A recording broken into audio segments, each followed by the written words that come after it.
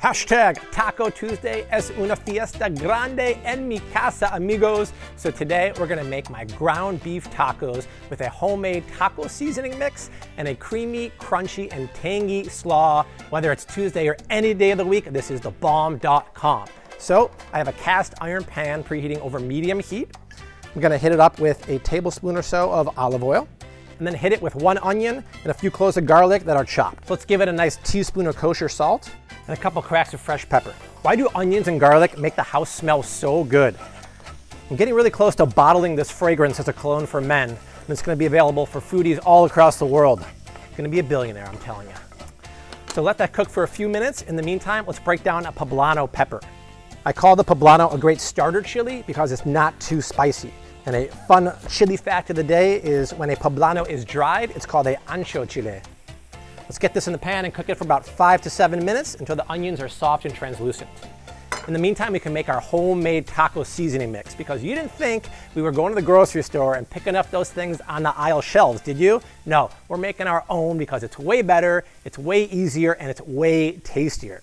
Let's start with 1 tablespoon of smoked paprika, 1 tablespoon of ancho chili powder, and a tablespoon of regular chili powder, 1 tablespoon of ground cumin, a teaspoon of ground coriander, 1 teaspoon of dried thyme, and a half a teaspoon of cayenne pepper. This stuff not only beats the pants out of those packets at the store, you could make a double batch of this and use it for dry rubs on chicken, ribs, or fish. So make it now and thank Bobby later. Now it's time to get beefy. I have 1 pound of ground beef and it's going in the pan. Just break it up with your spoon the best you can. And since we want to build tacos that have ultimate sabor, we have to season the ground beef because that's bland, right? So I'm gonna go in with a nice big pinch, I'd say about a half a teaspoon of kosher salt. Now crank up the heat to medium-high and let it go until the beef is cooked about halfway. It's now time to crank up the flavor jets to number 10. I'm gonna put about 3 tablespoons of our taco mix in here. And the great thing about adding it now is that the fat is really gonna soak up all the flavor of those spices, and the heat is gonna help them bloom. When we cook the spices, that brings out the essential oils, and there is like a fiesta of sabor in this pan right now. You wanna join this party, it is like legit.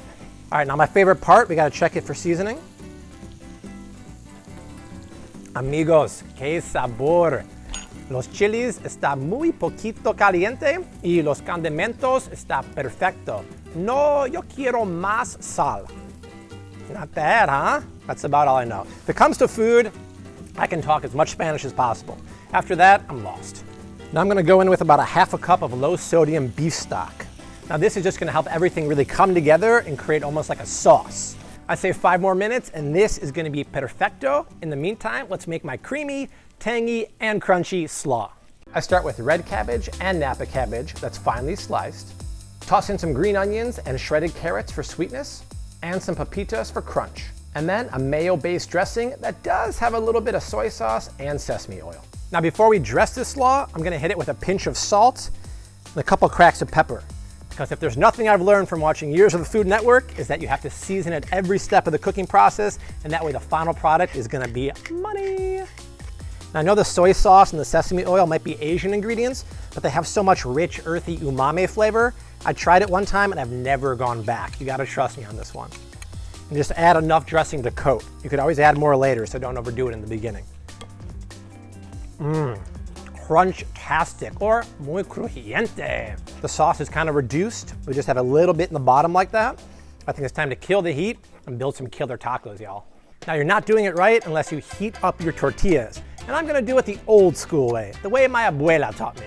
So just put them directly on the burner and just leave it for about 10 seconds until they start getting charred on the bottom, flip them, and they're done. So I'm gonna put some slaw in the bottom here first because I don't want the juice from the ground beef to sog the bottom of the tortilla. That would be muy malo. So this is gonna help be that layer of insurance. Now, obviously when it comes to topping, the sky is the limit. Guacamole, melted cheese, but I'm just keeping it easy today. Some diced tomatoes here. Then a couple pickled jalapenos. I love that acidic pickled flavor. Kind of cuts through the richness of the meat a little bit. Salud. Oh, the sabor is off the charts. I love that crunch from the slaw. And a little bit of that acid from the pickled jalapenos is so good.